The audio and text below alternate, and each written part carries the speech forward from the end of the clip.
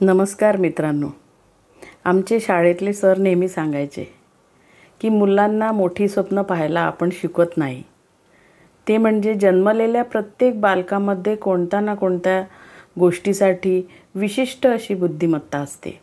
ती फक्त सरकारी अधिकारी बनण्यासाठीच नसते, पण त्याची जाण त्या मुलाला, त्याच्या पालकांना, शिक्षकांना नसते. सर्वसाधारणपणे डॉक्टर, वकील, इंजिनियर, MPSC, UPSC परीक्षा आणि इतर थोडीशी करिअरबद्दल माहिती असते. मुळात मुलांना मोठी स्वप्न पाहायची असतात, पण कोणती स्वप्न पाहावीत हे त्यांना माहीतच नसतं. हा दोष इथल्या शिक्षण पद्धतीमध्ये आहे. सध्याची शिक्षण पद्धती असं काही शिकवत नाही. ती मार्काची टक्केवारी किंवा ग्रेड याकडे जास्त लक्ष देते.